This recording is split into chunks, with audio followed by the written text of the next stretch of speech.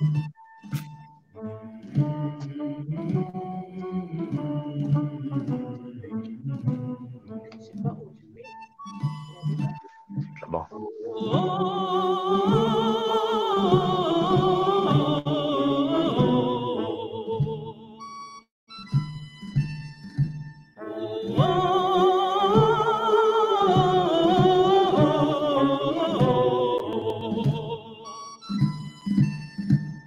Ami, entends-tu le vol noir des corbeaux sur nos plaines?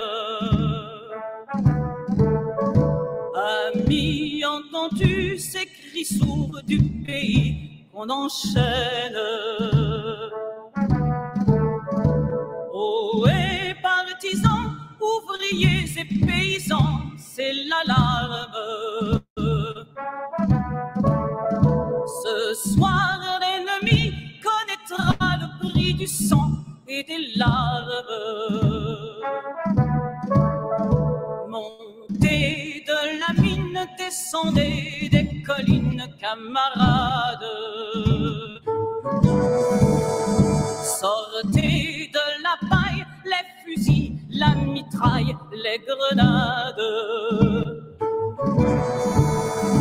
Oh, et les tueurs à la balle et au couteau, tuez vite. Oh, et saboteur, attention à ton fardeau, dynamite.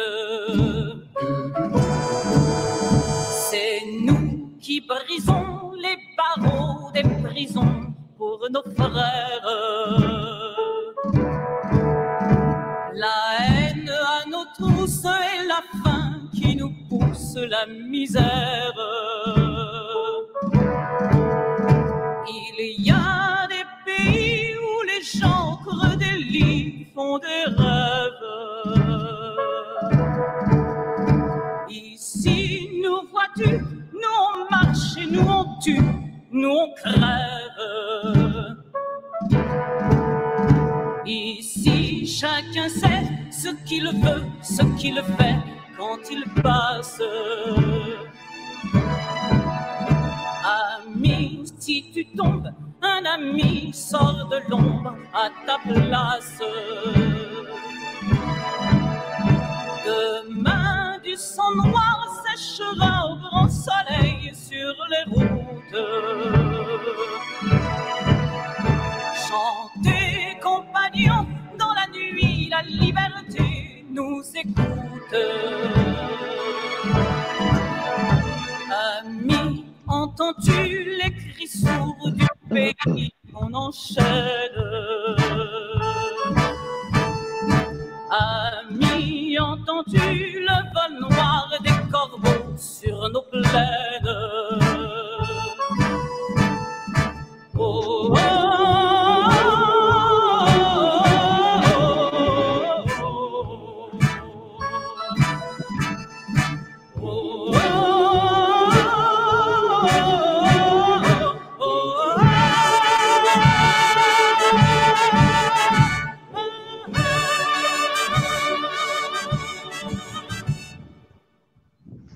Bonjour tout le monde, bonjour chers camarades, bonjour au chat, bonjour à la France constituante, bonjour à la résistance, bonjour à tous ceux et toutes celles qui vivent ce confinement au mieux, bonjour à tous les éveillés de France et de Navarre. Aujourd'hui, émission exceptionnelle les amis, on reçoit un invité de marque qui moi me tient beaucoup à cœur puisque ça fait des années que je le suis et qui, je le sais, dans le monde de la dissidence, dans le monde de l'opposition et dans le monde du réel, Jean-Pierre Petit, bonjour, vous êtes extrêmement apprécié et c'est un honneur de vous recevoir. Donc bonjour à vous, bonjour à Seb à la régie. Donc aujourd'hui les amis, c'est exceptionnel, une émission où Jean-Pierre Petit va nous donner son regard, son analyse sur ce qu'il pense des Gilets jaunes depuis le début, comment il voit cette situation exceptionnelle avec le coronavirus, cette affaire de confinement, quel est son regard de chercheur qui se pose justement sur toutes ces questions politiques, sociales, économiques, comment il voit la France future, si les Gilets jaunes ou si l'ensemble de la population éveillée en France commence à bouger et essayer comment dirais-je, de changer de paradigme, que le peuple puisse enfin exercer le pouvoir à son niveau et qu'on puisse en finir avec ce système oligarchique. Donc, Jean-Pierre Petit va nous livrer son regard, mais je vais d'abord, avant tout, vous présenter, cher Jean-Pierre. Donc, vous êtes astrophysicien à la retraite, vous avez été ingénieur en aéronautique, vous avez travaillé sur la magnéto-hydrodynamique, HD, vous avez écrit de nombreux ouvrages, notamment celui-ci que j'ai, je le remonte. Hein. Donc, on a perdu la moitié de l'univers, qui est assez ancien, qui a été écrit fin des années 90, mais depuis, vous avez écrit énormément. Et d'ailleurs, dans ce livre, j'ai pu, moi, me nourrir intellectuellement à essayer de comprendre une autre vision de l'univers. Mais ça, on essaiera d'en parler un peu plus tard, puisque ce n'est pas le propos pour l'instant. Vous avez été directeur de recherche au CNRS et vous avez travaillé une bonne partie de votre vie, au moins les 40 dernières années, jusqu'à aujourd'hui, sur la question du changement de paradigme sur l'univers, sur la question de la magnéto-hydrodynamique, et vous avez travaillé surtout à un nouveau modèle théorique de l'univers pour qu'on puisse changer de vision, qui s'appelle le modèle Janus. Donc on en reviendra tout à l'heure, peut-être si on a un petit peu le temps à la fin.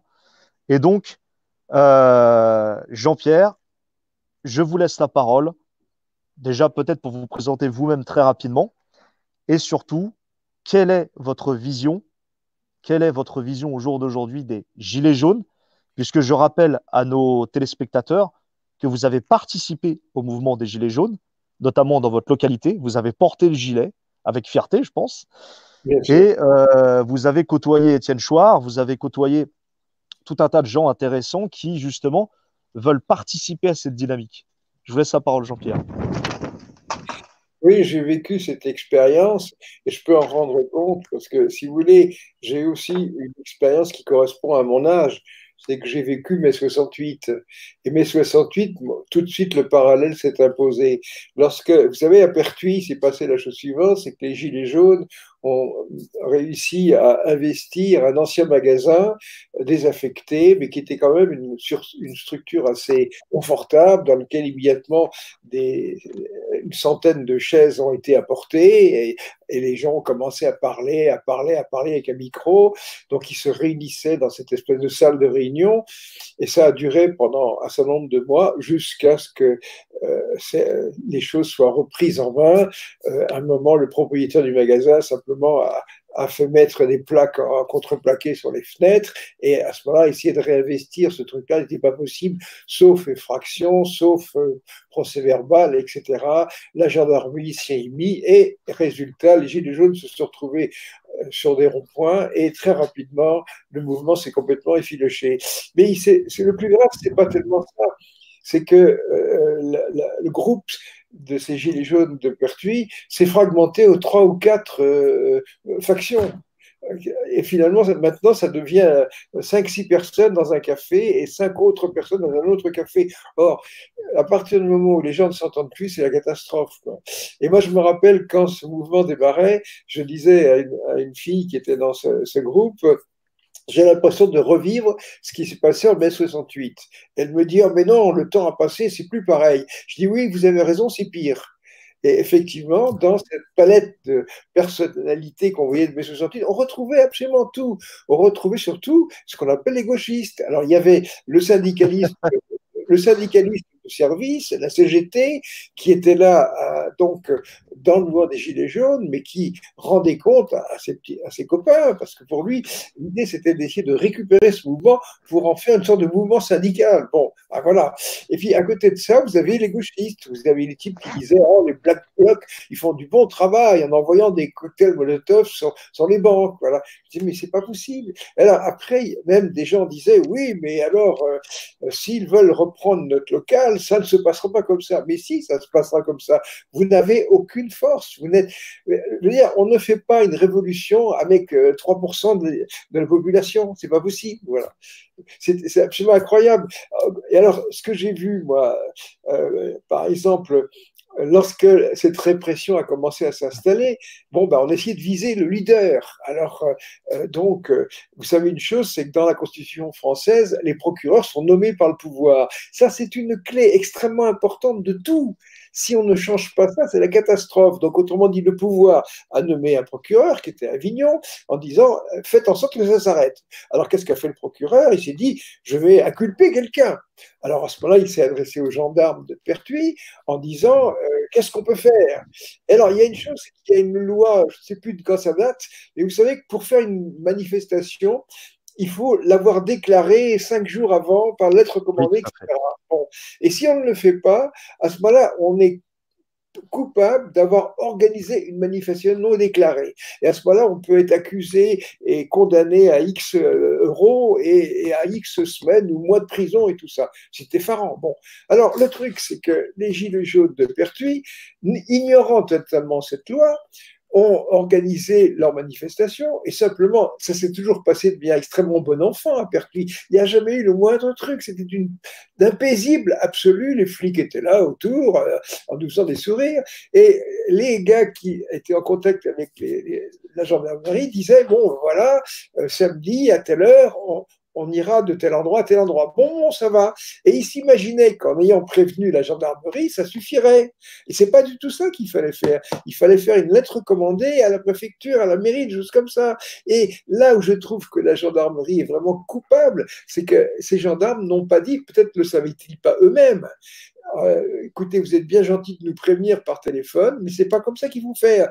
Ce truc-là, vous le mettez par écrit, vous mettez 3 personnes dessus et vous envoyez ça à la préfecture et vous serez couvert. Ils ne le savaient pas. Alors à ce moment-là, le procureur d'Avignon a dit formidable, on va faire comme ça. Alors à ce moment-là, bon, là vous avez pris des vidéos, il y a un bonhomme qui a l'air d'être un peu fort en gueule, on va l'inculper. On va l'inculper puisque c'est lui qui a le parlophone et tout ça. Il se trouve que c'était le syndicalisme et ça aurait pu être n'importe qui. Et à ce moment-là, ce type-là, tout d'un coup, il a été convoqué par les gendarmes, affaire vous concernant, et on a dit, voilà, une plainte à déposer contre vous pour manifestation non déclarée. C'est effarant, un truc pareil. Alors l'autre a dit, Alors, mais on vous avait prévenu. Ah oui, oui, mais vous comprenez. Et là, je veux dire qu'il y a ce côté. C'est de la lâcheté de la part des gendarmes. C'est pas possible, un truc comme ça. Ils sont responsables parce qu'ils n'ont pas dit au bonhomme ce qu'il fallait faire. Alors donc, alors voilà ce type-là qui a... justement, Jean-Pierre, si je peux me permettre, dans ce contexte de Gilets jaunes de Pertuis, vous avez parlé de division, vous avez parlé de récupération par certains syndicats et pourquoi pas des partis politiques, chose qu'on a également nous vu dans nos régions, dans nos départements. Mais c'est surtout la question, c'est qu'est-ce qui a fait que vous avez rejoint les Gilets jaunes au début? Bon, écoutez, C'était quoi la raison qui vous a poussé à ça? La raison principale? c'est très simple. Quand il y avait le blocage des péages, etc., je suis allé là-dedans. Mais qui j'ai retrouvé? Mais j'ai retrouvé, mais pareil, j'ai retrouvé des retraités qui étaient des gens qui avaient pu Tout à fait. à joindre les deux bouts. Enfin, bon sang de moi, un type qui disait voilà, maintenant j'ai mis un peu d'argent de côté, mais si je veux faire un cadeau à Noël à mes petits-enfants, je suis obligé de prendre de là. C'est tout. On voyait que le pouvoir était en train de grignoter tout ça. Il y avait les soignants, il y avait les infirmières, il y avait tous ces gens-là. Donc, quand vous êtes au milieu de ces gens-là, il n'est pas question de formation politique, c'est l'humanité, c'est le peuple On est qui est là. d'accord. Le On est peuple. d'accord. C'est pour ça que c'est assez écœurant de voir finalement toutes ces tentatives de récupération de la part des partis politiques et des syndicats, parce que le mot d'ordre des Gilets jaunes depuis le début, c'était justement à partisans, à politique. C'est-à-dire, il est hors de question de voir du politique traditionnel et du syndicalisme traditionnel venir dans un mouvement que l'on voulait horizontal au début, et on voulait tout simplement que ça soit la parole du peuple, c'est-à-dire celle qui souffre, celle des catégories en grande difficulté. Vous avez cité les infirmiers, les soignants, les retraités, et Dieu sait qu'il y en a beaucoup d'autres, les petits artisans. C'est cette France périphérique qui s'est levée avec une partie des banlieues pour justement essayer de changer de paradigme, de changer les choses et d'arrêter cette surfiscalité, c'est ce matraquage que nous font ce gouvernement néolibéral, notamment d'Emmanuel Macron, qui est un golem de la finance internationale. Et en fait, dans vos paroles, on s'y retrouve finalement parce que on a tous vécu la même chose en novembre 2018. Alors justement, j'imagine que les choses ont évolué sur Pertuis. Alors on le rappelle, Pertuis, c'est le sud de la France, c'est ça, un sud-est, Oui, c'est à au côté nord. d'Aix-en-Provence. mais bon, peu importe, c'est un petit bled comme ça. Mais je veux dire que quand on se retrouve au milieu de ces gens-là, ils sont là, ils ne savent pas quoi faire. Alors, c'est vrai que ce côté constituant, effectivement, Étienne Chouard est un ami, il habite pas loin de chez moi, je l'ai vu souvent. Voilà un homme qui a attiré l'attention sur le fait que c'est la Constitution de 1958 et tous ces aménagements qui nous met dans une situation pareille. Alors, le problème, si vous voulez, c'est que Chouard, par exemple, il veut trop en faire. Je veux dire, c'est un idéaliste. À ce moment-là, on refait toute la Constitution. Moi, je pensais la chose suivante, c'est déjà, oui, mais si on pouvait pointer les 4 ou 5 points de la Constitution qui sont la source de tous nos maux. Hein. Vous avez le fait que les procureurs soient nommés par le pouvoir, mais vous savez que c'est une spécificité française. Moi, j'ai un ami juriste suisse qui m'a dit, lorsqu'on a voulu faire une sorte de guilde des juristes européens, mes collègues m'ont dit, on ne peut pas prendre les Français, les juges ne sont pas indépendants. Ah bon? Alors c'est là qu'on s'apprend que nous avons une constitution où notre justice n'est pas indépendante. Mais ce n'est pas la liberté, il faudrait que la justice soit indépendante. Alors voilà un point précis. Un autre point précis, c'est la façon dont les présidents de la République peuvent décider de choses extrêmement graves, comme la guerre, comme cette guerre en Libye qui a été décidée par Sarkozy. Et si vous regardez dans les statuts, vous voyez que le président peut engager des actions militaires, simplement il a 3 jours pour prévenir. Vous voyez, même aux États-Unis, on ne déclenche pas une guerre si on n'a pas l'aval du Congrès. Bon, ça c'est une chose. Ouais, d'accord. C'est affreusement dangereux. Est-ce que vous faites référence à ce que fait donc, du coup Sarkozy en Libye et Emmanuel Macron en avril 2018 lorsqu'il a bombardé la Syrie sans l'aval du Parlement? Mais bien sûr, bien sûr. Donc, simplement, moi je dis ce sont des points qui sont évidents. Ils sont évidents, quelle que soit l'appartenance politique. Il faut mettre ça en lumière en disant, écoutez, c'est des choses. Nous avons des parlementaires. Il faut quand même le reconnaître, ce sont des gens, ils roulent pour leur propre cuisine. Hein, bon. Mais il faut, les mots d'ordre des Gilets jaunes, disons, nous voulons une justice indépendante. C'est pas le RIC, ah, nous voulons le RIC. Les gens diront, oh là là, le RIC, mais on va donner la parole au peuple. Non, ce peuple, il a une question à poser. Je veux une justice indépendante.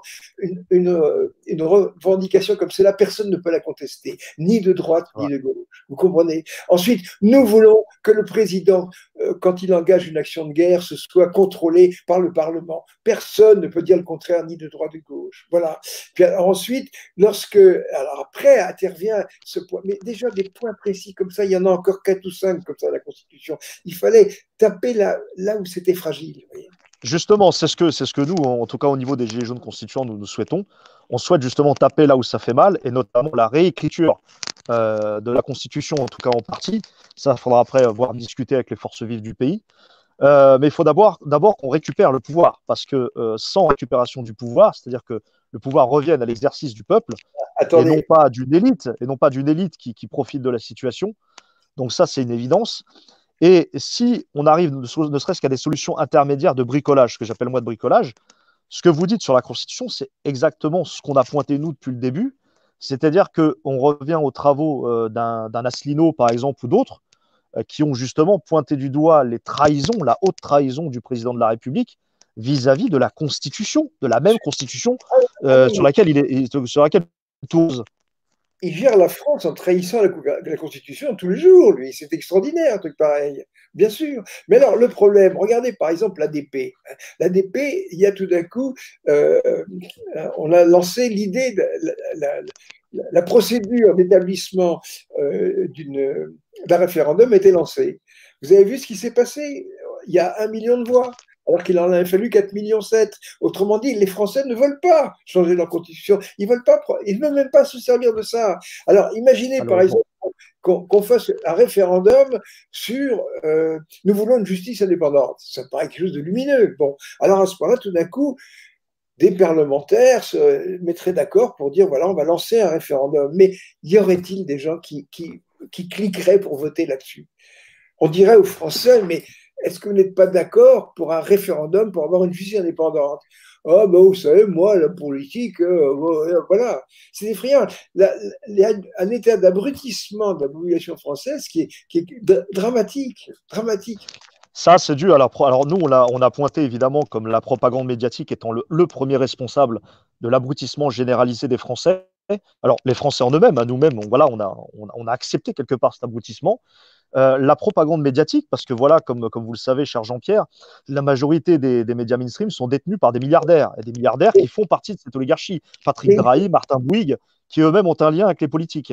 mais il faudrait que dans la Constitution, il y ait quelque chose qui garantisse l'indépendance de la presse. Vous vous rendez compte? Ah oui, ah Comme oui. il y a eu, par exemple, aux États-Unis, on a fait une loi antitrust. Antitrust, ça veut dire qu'un groupe financier ne peut pas posséder tout ceci, il peut pas posséder tout l'argent, tout le fer, tout le cuivre, tout le pétrole. Il y a une loi antitrust. Bon, ben là, il faudrait une loi qui fasse qu'il y ait non pas une commission de contrôle, parce on va faire des choses comme quoi on va contrôler les organes de presse. Non, il faut que la presse ne soit pas entre les mains des oligarchies. Ça, c'est capital, parce que lorsqu'on détient la presse, on façonne l'opinion publique, on fait élire qui on veut. La fabrique du consentement, comme le dit Novaski. Mais c'est oui, non, mais c'est ça. Mais d'après vous, Jean-Pierre, est-ce qu'il faudrait justement s'en tenir à essayer de réformer cette Ve République ou bien l'abolir totalement et aller vers un autre paradigme, c'est-à-dire une démocratie première, comme le prétend Étienne Chouard, par exemple? Mais vous savez, comment dire, Étienne, il pourra continuer à faire des conférences à droite et à gauche. C'est un idéaliste. Les révolutionnaires ne sont pas des idéalistes. Ils le sont dans un certain sens, mais ce sont aussi des gens qui sont pragmatiques. Parce que être idéaliste et viser des choses qu'on ne peut pas faire fonctionner, ça ne sert à rien. Oui. Alors, la solution, je ne l'ai pas. Je ne l'ai pas, mais je vois par exemple la chose suivante. Maintenant, on va changer un petit peu de sujet en parlant de cette histoire de coronavirus. Mais ce coronavirus, c'est quelque chose de complètement extraordinaire. Voilà une petite bestiole minuscule qui a réussi à faire énormément de choses. Il a réussi même à créer un cessez-le-feu. Les gens ne se battent plus. Il fait faire demi-tour au porte-avions français parce que les gens sont malades. Charles de Gaulle, oui. C'est extraordinaire. Bon, voilà. Alors, on pourrait, vous savez, je vais dire une chose que je trouve grave, parce que une épidémie comme ça fait vraiment des morts. Bon, actuellement, il faut avoir l'œil sur ce qui se passe aux États-Unis, parce que les États-Unis, c'est le centre de gravité du libéralisme. Hein, c'est là où c'est le temple. Wall Street, c'est le temple du libéralisme. Bon, là-bas, comment dire, c'est pas l'État-providence. Les gens se démerdent. Il faut que vous ayez votre propre assurance santé. Alors là, tout d'un coup, on s'aperçoit qu'il y a quelque chose qui se passe et il y a des millions de personnes qui n'ont plus de support médical. Il y a une dame qui vient se faire soigner dans un hôpital. On lui a sauvé la vie, on l'a mis sous intubation et quand elle sort, on lui dit, vous nous devez 39 000 $. Alors, qu'est-ce qu'elle fait? Elle fait un emprunt. Rien que ça. Mais oui, alors on s'aperçoit d'une chose, mais c'est pas ça que c'est capital. Je dirais merci à ce virus. Ce virus nous a montré une chose, c'est que la santé publique, ça ne peut pas être considéré comme un marché. Vous voyez, c'est capital. 69 000 lits, 69 000 lits en France, primés en 15 ans. Ça ne peut C'est juste pas chaotique. être considéré. Voilà, autre chose. Moi, j'entends Macron qui a dit il faut absolument que nous retrouvions vis-à-vis des médicaments notre indépendance européenne. Mais non, française. Si on avait eu cette indépendance, on aurait des masques, on aurait du gel hydroalcoolique, on aurait des médicaments. C'est grave un truc comme ça. Quand je vois Sanofi qui se met à travailler jour et nuit pour fabriquer des cachets, mais par contre, le produit vient de Chine. Ah, voilà. Et puis là, à ce moment-là, ils sont là en train de dire ah ben oui, vous comprenez, on n'avait pas prévu que les Chinois seraient malades aussi et qu'ils aient besoin de masques. Voilà. Alors c'est pour ça, on a passé commande. On a commandé 1 milliard de masques. Oui, on a commandé, ils arriveront quand? Bande de cons. Donc, mais Jean-Pierre, est-ce que vous pensez, on n'est pas capable, nous en France, de fabriquer nos masques? Bien sûr que on, si. on est à ce point dépendant des autres. Mais on est capable de tout. Il y a une chose que vous devez comprendre, c'est que les qui sont en France actuellement aux commandes, ce sont des communicants, ce ne sont pas des décideurs. Vous voyez toutes les incompétences les unes après les autres, les incohérences. Si vous voulez quelqu'un de politique, c'est si bête, la porte-parole du gouvernement. Elle dit blanc, elle dit noir. Mais Macron, moi je le trouve extraordinaire ce type. Regardez-le, c'est un acteur. Il y a un vidéo qui est très bonne qui montre l'analyse de sa gestuelle et tout ça. Mais il lit un prompteur. Alors, il y a une chose, je faisais rigoler ma femme en disant, voilà, je vais t'imiter Macron, j'enlève les paroles. Et c'est vraiment là, là, là, là, là, là, là, là, là, là, là, là, là, là, là, là, là, là. Mais il développe une espèce de petite chanson, il lit ses textes, oh là là, oh, oh, oh, oh, oh, oh, oh. C'est un acteur, il n'y a rien C'est derrière. ça. Il ne ressent rien. Mais allez à la Comédie Française, vous avez quelqu'un qui va vous tirer des larmes en sortant un texte d'un dramatique achevé, mais il ressent rien. Et Macron ne ressent rien. On pourrait dire, ils sont tous comme ça. Alors, Simplement, il y en a qui... Jean-Pierre, il y a une phrase qui est le titre d'un livre de quelqu'un que nous connaissons qui s'appelle Arnaud Upinski. Donc, le titre de son livre, c'est Macron, le président ventriloque. Oui, Ça veut tout dire. Ça veut oui, tout dire. oui, oui, C'est exactement ce qu'on a fait. Non, mais voilà, pour nous, si vous voulez, c'est un exécutant. C'est un exécutant de l'oligarchie qui a pour objectif de démanteler la France, de démanteler ses services publics, de faire passer tout au privé le plus rapidement possible et de faire passer les directives européennes. oui, C'est on le sait. rôle de Macron. C'est bien pour ça qu'il est passé par la banque Rothschild. C'est bien pour ça qu'il a de toute façon, dans son parcours, à chaque fois été un valet servile du système, ne serait-ce que sa place de haut fonctionnaire. Ça, on le sait. Mais ce qu'il a d'extraordinaire, que vous pouvez remarquer, je crois qu'on n'a jamais eu de président plus détesté. Macron, il est haï par des millions de personnes. Si tout d'un coup on apprenait qu'il a Connor Avenus et qu'il est mort, il y a plein de gens qui mettraient des bougies à leur fenêtre pour fêter ça. Franchement. Parce que c'est odieux. Il a lâché Castaner avec des gens qui ont des LBD. Il y a X personnes, des jeunes qui ont perdu un œil, qui ont perdu une main. Mais il s'en fout. Regardez-le. On n'a même pas besoin de le maquiller. Le soir, il dort comme du sommeil du juste. C'est un pervers. Il n'a aucune empathie. Il n'a aucun sentiment. Voilà. D'accord. Oui, c'est pas étonnant. Enfin, si vous voulez, il n'y a pas que lui. Après, c'est tout son gouvernement. C'est voilà. Non, mais c'est ce qu'on pense. On a mis en place un pervers. Nous avons affaire à des valets serviles qui finalement ne font qu'exécuter et non pas un esprit politique. Là, on n'est pas dans du De Gaulle, on n'est pas dans des gens charismatiques.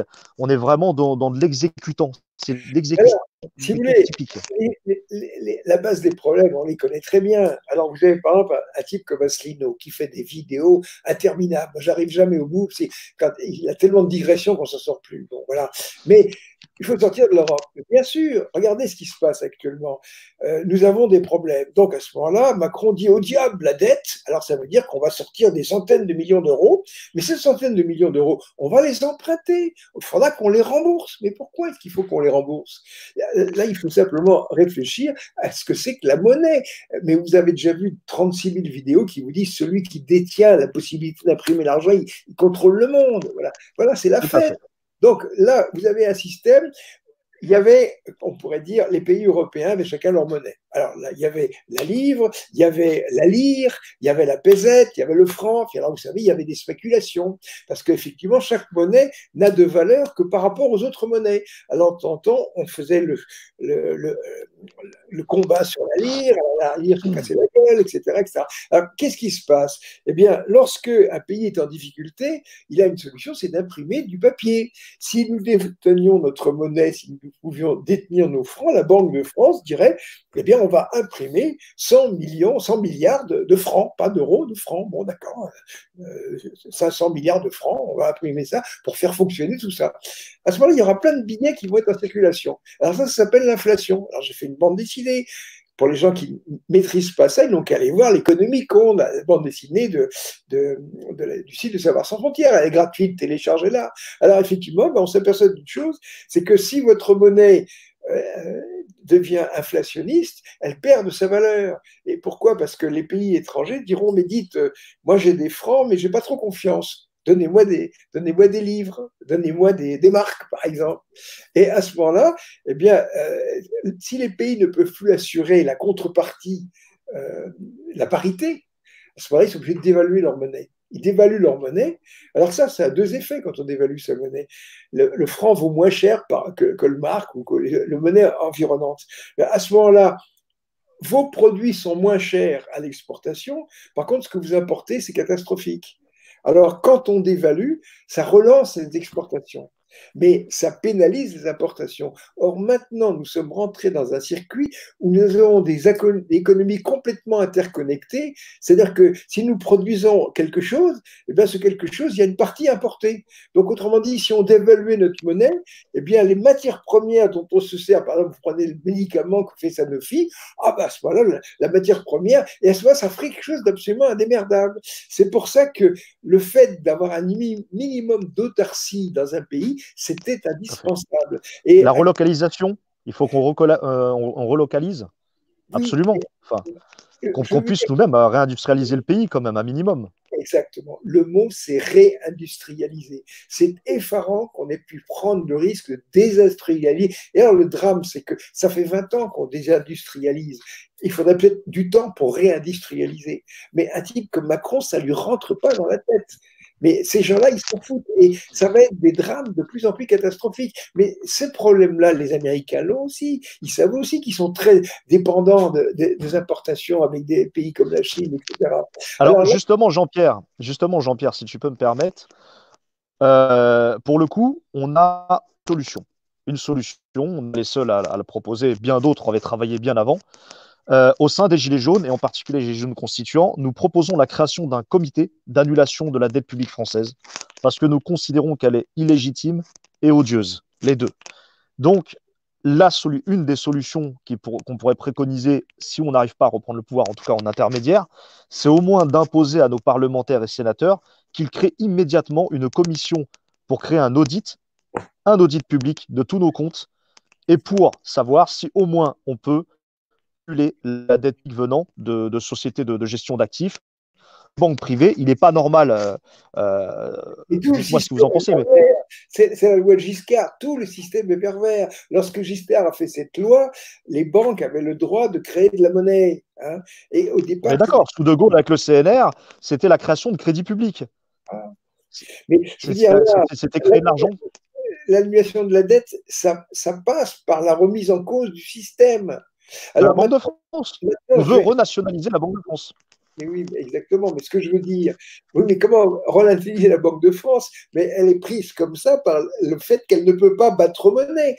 Comment voulez-vous me parler d'une banque de France qui soit nationale si elle n'est pas maître de sa monnaie? Enfin, Parce qu'on dépend de la BCE, donc il faut sortir de l'Europe, il faut sortir de l'OTAN, il faut sortir voilà, de la création monétaire aux mains des banques privées. Il faut que voilà. la création monétaire soit aux mains du Alors, public, moi, du peuple. Et pour cela, il faut une banque du peuple.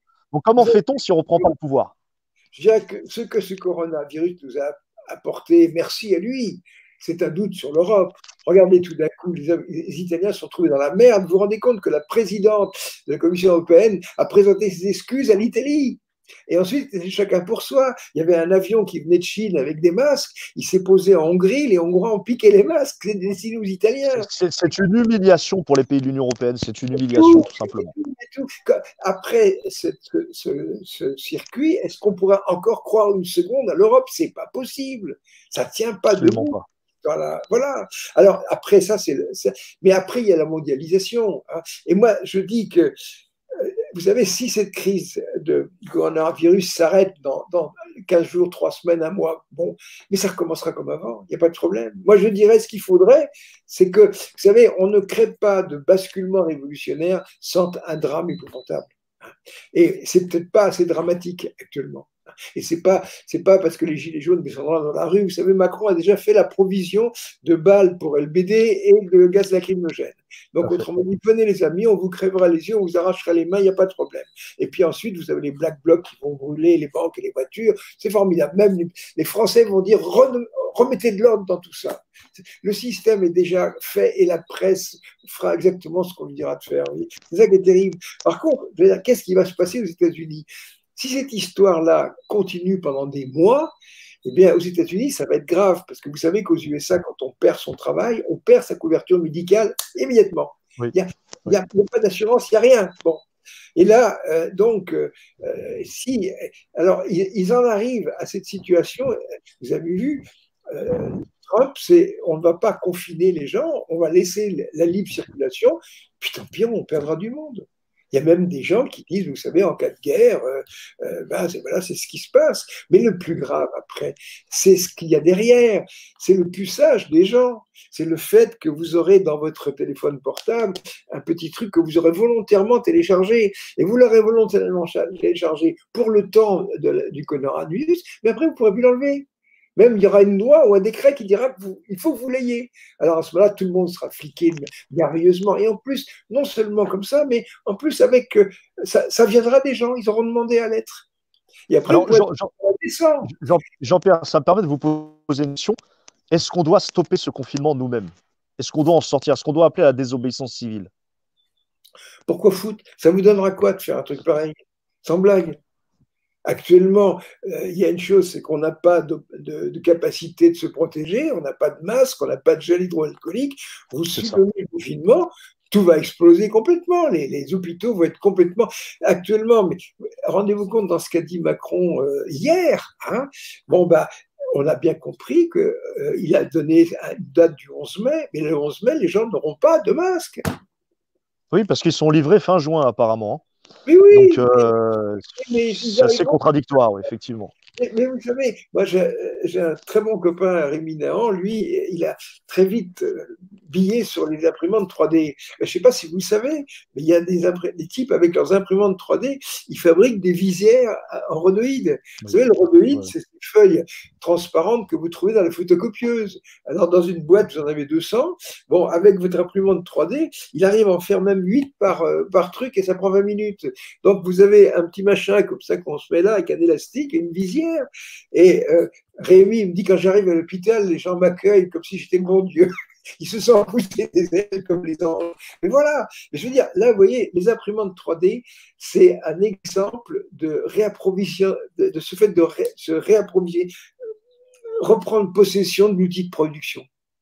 Ça, c'est très alors justement, nous, on a pas mal d'anecdotes. On a pas mal, nous, de gilets jaunes qu'on connaît qui font eux-mêmes leur production de masques, des masques faits maison, avec du tissu qu'ils récupèrent. Enfin, voilà, ils se débrouillent comme ça. Donc, ça veut dire que ça serait une des stratégies. Ça, c'est-à-dire que les gilets jaunes, en fait, ou même tous les citoyens réveillés qui veulent changer les choses, fassent de la production de masques à leur domicile, comme ça nous permettrait d'être un minimum équipés quand on sortira dans la rue. Non, il faut 3 heures pour produire un truc comme ça, c'est pas possible. Je veux dire, on ne peut pas remplacer une production industrielle avec une machine qui en produit un. D'accord. C'est pas possible. Mais je veux dire que quand on entend Macron dire il faut que nous retrouvions notre autonomie européenne, mais c'est pas qu'il a rien compris, c'est que la France, c'est un mot qui lui arrache la gueule, il peut pas en parler. C'est l'Europe. Et vraiment, il faut que l'Europe s'effondre, il faut que ce mot disparaisse. Mais alors, comment sortir de l'Europe si ce n'est en dehors du cadre politique? On en sort comment de l'Europe? Comme on fait les Anglais, est-ce que les Italiens. Il faudrait que des pays. Mais vous savez, les Italiens ont beaucoup souffert, les Français un peu, mais pas assez. Ils n'ont pas souffert autant que les Italiens, quoi. Puis ils ont un bonhomme qui les enfume magnifiquement, quoi. Il faudrait vraiment que ces gens-là souffrent. À ce moment-là, vous auriez la France et l'Italie et l'Espagne qui diraient voilà, on veut sortir de l'Europe. Là, ça commencerait à être un peu chaud, quoi. Vous voyez.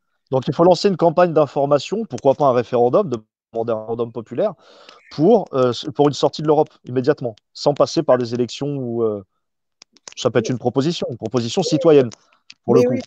Mais la France ne le fera pas toute seule. On est trop contraints. Puis, je vous ai dit, on n'a pas assez souffert. Par exemple, comment voulez-vous que les Américains remettent en cause le libéralisme? Il faut qu'ils souffrent à crever. Donc, en gros, il nous faut une épreuve massive, mondiale.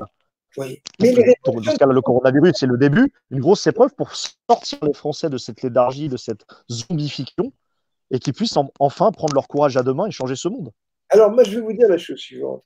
Quand on prend cette histoire de coronavirus, on peut effectivement envisager toutes les hypothèses. Et effectivement, c'est indécidable. Alors évidemment, est-ce que c'est quelque chose qui a été manipulé, ceci, cela?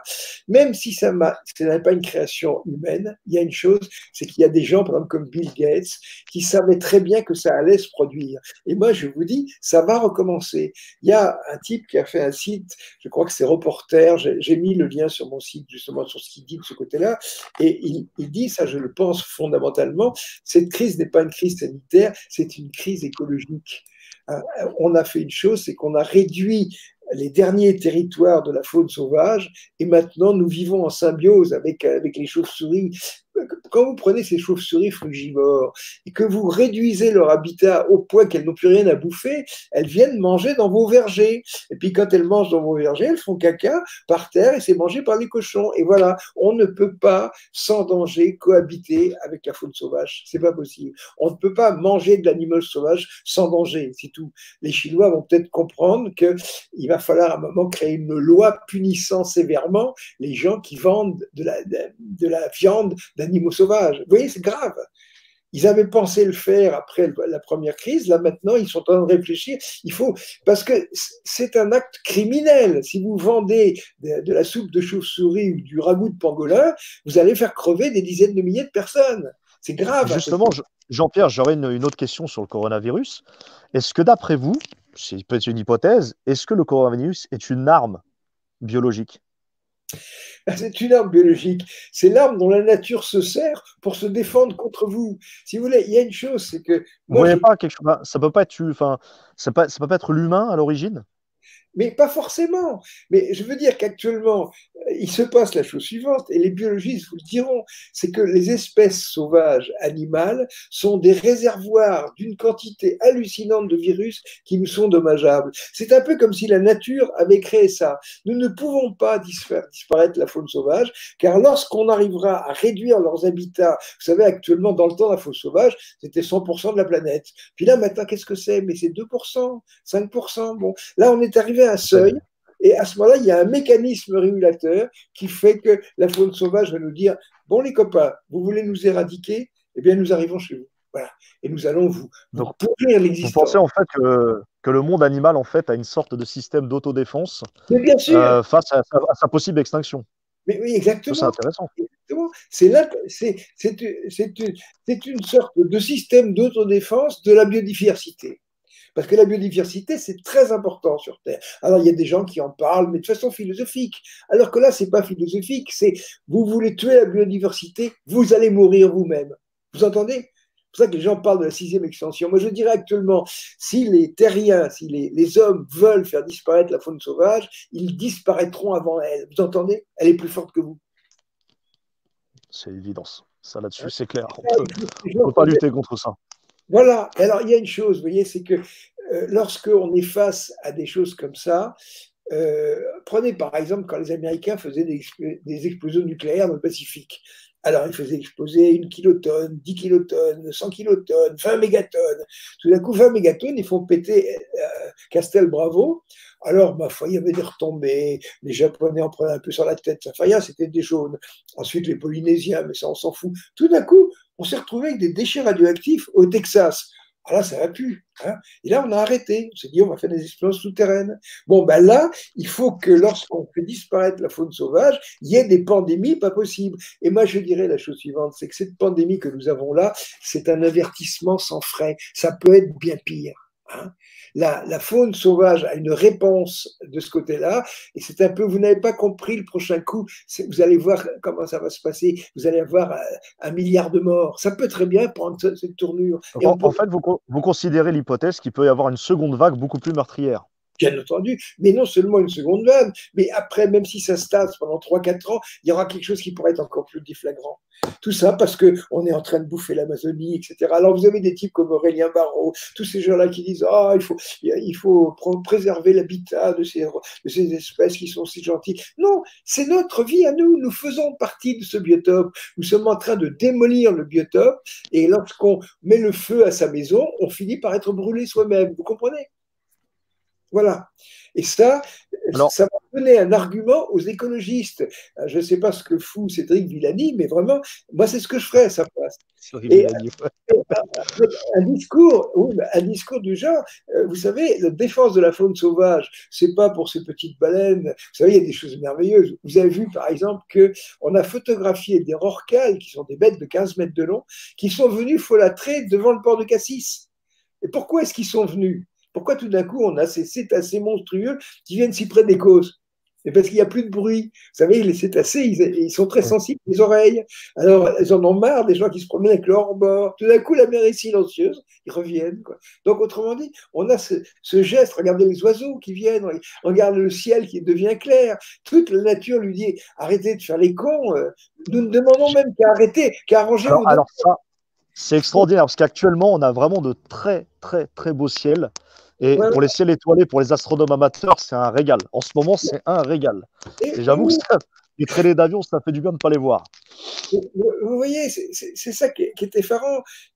Et je crois qu'il faut absolument qu'il y ait des gens qui aient une parole assez forte pour dire la priorité actuelle, c'est la faune sauvage. C'est l'air con, hein, voilà. Hein, faisons un peu les états généraux de la faune sauvage. Où ça se passe? Ben, on est en train de démolir l'Amazonie, on est en train de démolir ceci, démolir cela. Bon, il ne s'agit pas seulement de faire des lois interdisant de manger du pangolin, il faut aussi créer des sanctuaires. Mais si on fait des sanctuaires, il y a des gens qui diront oui, mais moi, il faut bien que je brûle les arbres pour pouvoir planter. Ben oui, pourquoi? Parce que je n'ai pas à bouffer. Ah ben pour qu'il ait à bouffer. Regardez par exemple l'histoire de la drogue dans le monde. Moi, j'ai regardé une série de 4 émissions sur Arte. Mais c'est fabuleux, un truc pareil. Actuellement, le monde de la drogue a une participation à l'économie mondiale qui est équivalente à celle de l'industrie du textile. Hein. Vous avez des pays comme la Bolivie qui sont dirigés par des narcotrafiquants.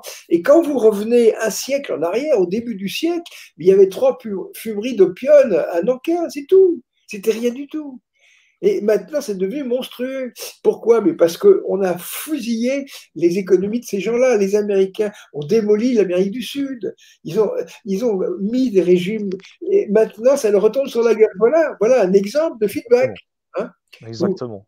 Vous mettez à sac un pays, vous mettez des gouvernements de droite, de ceci, de cela. Résultat, les gens n'ont plus de quoi vivre. Mais regardez, mettez-vous à la place des Boliviens. Hein. Ces gens-là, ils ont des narcotrafiquants. Je me rappelle comment s'appelait ce baron de la drogue, là. Mais ils construisaient des immeubles. Cultivons le pavot, faisons de l'héroïne, balançons ça chez les Yankees, ils vont crever, et puis nous, ça nous fera. Ça participait des exportations du pays, sans blague. On avait espoir avec Hugo Chavez et Evo Morales, mais malheureusement, ces espoirs sont retombés puisque les États-Unis reprennent le dessus avec la doctrine Monroe. Donc ça, c'est d'une tristesse absolue. Et on avait quelques espoirs, notamment avec Noriega également. Mais voilà. De façon étrange, vous savez. Je sais pas si vous le savez, moi, je cite ça dans une dernière vidéo que j'ai faite. Justement, à un moment, il y avait un type qui s'appelait Gilbert Payan, qui est mort en 2012 et qui était un peu l'intermédiaire vis-à-vis de l'armée. Et à un moment, au moment où il y a eu l'irruption du sida, donc ça remonte pas, ça nous monte assez loin, moi j'ai eu l'idée suivante, est-ce qu'on ne pourrait pas attaquer la chaîne du sida dans les globules blancs avec des micro-ondes pulsées? Et Payan voit ça et ça lui fait penser à quelque chose. Ah, il dit, peut-être ça peut vous intéresser. Vous savez ce qu'il m'a amené? Il m'a amené un rapport qui s'appelait Évocation des cancers. C'était fait par une équipe de la recherche militaire française consacrée aux armes cancérigènes. Ah, voilà. Et attendez, oui. ce que vous êtes en train de dire, c'est qu'il y a l'existence d'armes cancérigènes face à un programme militaire. Oui, il y a un programme militaire français sur les armes cancérigènes. Je l'ai vu, je l'ai eu en main. On étudiait ça, l'évocation des... Comment créer des cancers. Voilà. Donc ça affirmerait un peu les hypothèses que l'on fait sur l'assassinat ciblé de présidents, par exemple comme Hugo Chavez ou d'autres. Absolument, absolument, absolument. Et vous voyez, moi, ce que je disais dans cette vidéo, c'est que Payan n'est pas un monstre, c'est pas le docteur Mabuse de la biotechnologie, c'est un homme comme les autres. Si vous savez, par exemple, actuellement, dans ma carrière, si ce bouquin paraît, vous verrez que moi, j'ai eu des emmerdes avec l'armée pendant 40 ans. C'est ça mon ennemi, c'était la recherche. Notamment avec la MHD. Et tout, mais absolument, absolument. Et ces gens-là, je veux dire que, je dis à un moment, vous savez, un chercheur, on n'a même pas besoin d'argent pour l'acheter, on l'achète avec des promesses qu'on ne tient pas d'ailleurs. Alors, je vais peut-être vous faire rigoler parce que ça, c'est dans le prochain bouquin, et j'en parle aussi dans une vidéo. Figurez-moi qu'en janvier, j'ai eu la visite d'un envoyé de l'armée, hein, chez moi. Alors, il s'est janvier 2020. Oui, janvier 2020, un envoyé de l'armée. Donc il arrive et le grand problème, vous savez que les Russes ont développé des armements avec des missiles RR à Mach 10, avec des trucs pilotables à Mach 20 ou Mach 30. On ne peut pas faire ça sans MHD. Donc moi, j'en ai donné un commentaire en vidéo et les militaires se sont grattés la tête. Surtout en août 2019, quand il y a eu cet accident dans lequel il y a un propulseur nucléaire russe qui a pété, avec des mesures des radionucléides émis, les Français ont eu la preuve qu'il s'agissait réellement pas d'une explosion d'une centrale nucléaire, mais de quelque chose de ce genre-là. Alors le type est venu, alors accrochez-vous à votre bureau, ce que je vais vous dire, vous n'allez pas en revenir. Il m'a proposé 3 000 € pour que je fasse un rapport là-dessus. Ouais. D'accord. Normal, comme ça, on vous propose 3 000 € pour écrire un rapport sur cette question-là. Voilà. C'est hallucinant, ça. Ouais, oui. D'accord. Me connaissant. Alors, le truc, c'est que, sans doute en haut lieu, il m'a dit les militaires français, pour ces domaines de cet hypersonique, ils sont à la ramasse. Mais l'hypersonique, c'est au-delà de Mach 5. On ne va pas se promener à Mach 10 en air dense sans MHD. Ça n'est pas possible. Et alors, l'idée, c'était de me demander de faire un petit rapport. Et comme au départ, il a passé 6 heures chez moi, et je ne l'ai pas jeté à la porte, je n'ai pas. Alors, juste une petite question, Jean-Pierre, si vous me permettez. Juste, est-ce que vous connaissez un site, ou même dans votre propre site, qu'on puisse nous le conseiller à nos internautes qui nous regardent? Qu'est-ce que la magnéto-hydrodynamique? Il y a beaucoup de gens qui ne savent pas ce que c'est que la MHD. Juste de manière pédagogique, en 30 secondes, est-ce qu'on peut expliquer la MHD très rapidement? C'est l'éclairage le mur du silence, la bande dessinée, il y a tout dedans. Mais oui. Et puis alors après, j'ai fait des tas de vidéos, j'ai même expliqué des tas de trucs. Il y en a une que je viens de mettre en ligne qui fait 1h20 ou un truc comme ça sur cette MHD. Enfin, donc, allez voir, les amis, le site de Jean-Pierre Petit. Seb, si tout à l'heure tu pourras mettre l'image. Oui, mais oui, allez voir tout ça. Mais vous savez, c'est comme je n'ai pas pris un air choqué quand il m'a proposé ça, il a cru que ça marchait. Et alors, il m'a même dit, oui, alors ce qu'on pourrait faire, c'est organiser un groupe informel, et à ce moment-là, vous pourriez animer ce groupe informel pour former les gens. Moi, je ne disais rien. Seulement au bout de 6 heures, que je lui ai dit, écoutez, même si je le voulais, la MHD française, c'est 1000 personnes pendant 20 ans. Le retard. Hein. On a tout laissé tomber en 1985. Ça fait 25 ans. Alors, on entend quelques échos. Vous m'entendez là? Oui, je vous entends. Il y a quelques échos, mais bon, je pense que ça va passer. Donc, en fait, ce que vous êtes en train de dire, c'est qu'en France, on a totalement raté le passage de la MHD et que des pays comme la Russie l'ont, eux, développé. Bien sûr. Enfin, ça, bien que c'est un sujet en soi, est-ce qu'on va comme ça? Moi, je voudrais bien quand même ça vu à 1 heure, parce que je suis assez fatigué. Donc, moi, je me fais des choses à faire. Je suis en train de produire une vidéo, et une vidéo, pour moi, c'est 15 jours de travail. C'est très c'est vraiment de la. Alors, on va essayer de terminer très rapidement. Il nous reste juste 6-7 minutes, si vous le voulez bien. Wilson, je me permets juste une seconde avant de clôturer. Jean-Pierre, peut-être qu'il faut que vous parliez juste un peu plus proche de votre micro. En fait, je sens que ça coupe. C'est peut-être ça, cette écho. Voilà. Ça paraît mieux, merci beaucoup.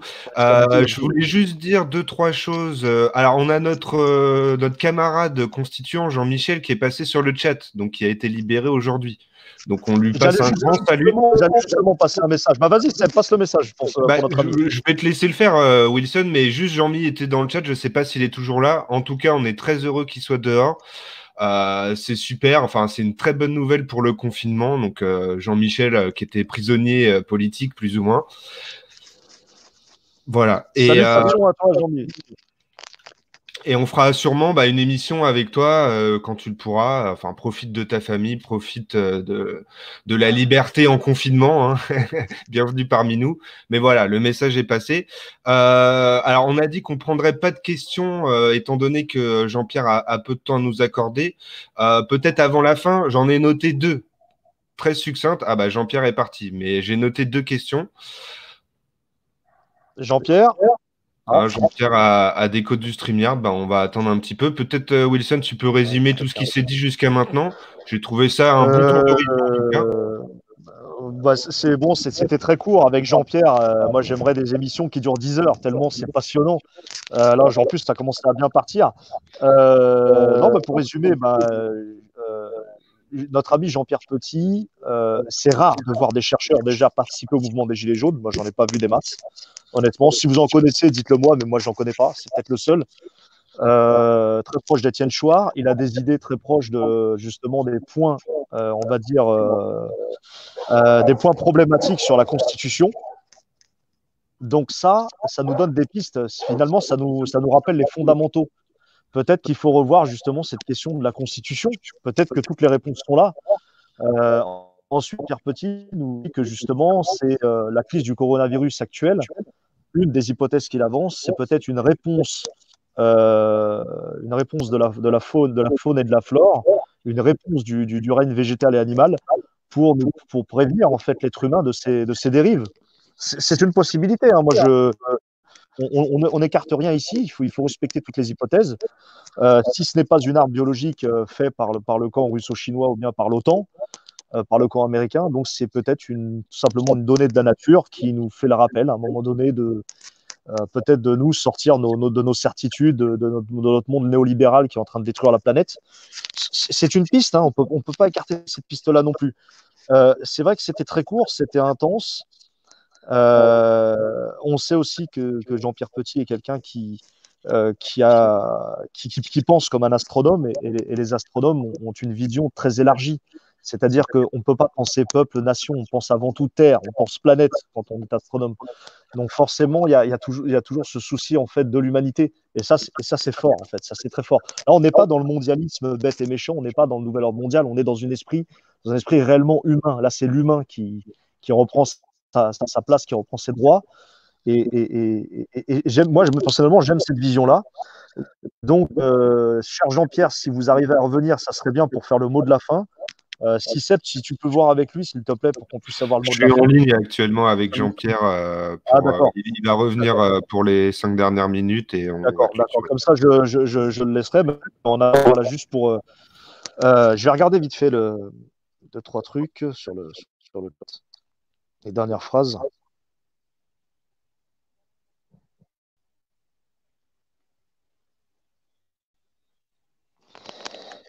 Ouais. En tout cas, voilà, pour généraliser, c'est vrai que c'était court et intense, mais simplement, il faut vous dire qu'on a besoin de tout le monde dans ce combat. C'est-à-dire, c'est un combat qui doit rassembler les forces vives du pays. Donc, c'est pas simplement que les Gilets jaunes, c'est pas simplement que le monde associatif, c'est vraiment tout le monde scientifique. On a besoin du monde scientifique parce que Jean-Pierre Petit encore nous a exprimé le souhait aussi d'annuler une partie de la dette publique. On voit bien encore une fois que la dette publique est au centre et au cœur des solutions que l'on peut proposer, cette annulation partielle ou totale. Donc il faut travailler sur ces questions-là. Comme Jean-Pierre Petit aussi nous. Avec la nationalisation de la Banque de France, évidemment. Voilà, je voulais en venir justement à la nationalisation. C'est ça, et c'est vrai que c'était logique. Avant de parler de dette, avant de parler d'audit et de commission parlementaire, il faut parler du statut de la Banque de France. Mais le statut de la Banque de France, on le changera comment? Est-ce qu'on reprend le pouvoir pour la changer, ou bien on compte sur nos chers députés de la Ve République ou ce qu'il en reste pour changer ce statut? On sait que ça ne changera pas sous la Ve République, on le sait. C'est croire au monde des bisounours qu'on va continuer comme ça, que la Ve République, aller voter, quand bien même il y a des gens qui ont des bonnes idées comme Solidarité et Progrès ou l'UPR d'Asselineau, mais simplement ça ne suffira pas. Aujourd'hui, on n'y croit plus à tout ça. On veut sortir de ce paradigme républicain. On veut que le pouvoir soit exercé par le peuple, totalement ou en partie. Et donc, le souci, c'est qu'évidemment, il faut reprendre la création monétaire, comme nous disait Jean-Pierre. Il faut reprendre le cours des choses sur la relocalisation. Si j'ai bien aimé cette idée de relocaliser la production industrielle, et c'est flagrant parce que le coronavirus, justement, nous donne une leçon par rapport à ça. Et c'est là qu'on voit à quel point on est dépendant de puissances étrangères. Pour les masques, pour le médical, même pour les soignants. Quand vous voyez le nombre de médecins chinois qui sont venus aider les Italiens, l'Union européenne n'a pas été capable de le faire, ce qui prouve bien que l'Union européenne est inopérante, inexistante et inutile, surtout. Donc voilà, je pense que là, on vit une période où on est en train de tout remettre en question. Et c'est plutôt bien. Notre ami Jean-Pierre va revenir. On a récupéré Jean-Pierre, c'est bon. Voilà, on est revenu. Oui, alors ce que vous disiez, effectivement, c'est la réindustrialisation de la France, mais c'est indispensable, c'est vital. Alors il y a ça, puis alors ensuite, alors ça c'est plus compliqué, est-ce que les gens vont comprendre que s'ils continuent à laisser la faune sauvage se pourrir, ça va leur tomber sur la gueule complètement. Et c'est pas la peine d'essayer d'imputer ça aux Asiatiques, d'imputer ça aux Chinois. Effectivement, en Chine, on a tendance à bouffer des cochonneries. Ma femme est chinoise, on est payé pour le savoir, que là-bas, on se fait des petits ragoûts avec un peu n'importe quoi. On prend un peu des risques de ce côté-là. Donc là, mais c'est pas parce qu'on créera ces choses-là. De toute manière, le fait qu'on ait réduit les sanctuaires animaux fait qu'ils cohabitent avec le monde moderne. Il va falloir foutre la paix à des animaux dans des régions comme l'Amazonie. Sinon, il y a quelque chose qui va se produire. Ça n'est pas que la nature va être méchante, elle ne cherche pas à nous punir, ce sont des mécanismes qui sont faits pour protéger la biodiversité. Hein, je crois que là, le message, c'est une phrase claire, je crois que les gens doivent retenir ça. La biodiversité, elle n'est pas en danger, elle est plus forte que vous. Si vous voulez vous y prendre, si vous voulez détruire cette biodiversité, elle vous détruira, vous les humains. Vous vous rendez compte? Je pense que c'est un beau message de fin et c'est une bonne leçon pour nous tous qui très souvent avons tendance à être dans l'ethnocentrisme, c'est-à-dire l'être humain est central dans pratiquement tout. Alors oui, mais en vérité, nous sommes bien faibles. Nous sommes bien faibles devant la nature, c'est clair. Un petit mot de la fin, Jean-Pierre? Ben voilà, mais écoutez, une heure, ça passe très vite. Peut-être qu'on pourra faire ça sur un autre sujet, parce qu'on avait plein d'autres choses à dire. L'astrophysique, la cosmologie, on aimerait bien, Jean-Pierre. J'espère une émission avec vous sur ce sujet-là. Voilà, on fera une autre émission, mais en ce moment, je vais vous faire une petite vidéo sur Janus, pas piquer des hannetons. Voilà, il faut que je fasse ça. Donc, je m'en mets au boulot. Allez, au revoir tout le monde. Bonne journée, Jean-Pierre. Merci à vous. Un grand merci à vous. Très belle émission. Merci à vous tous.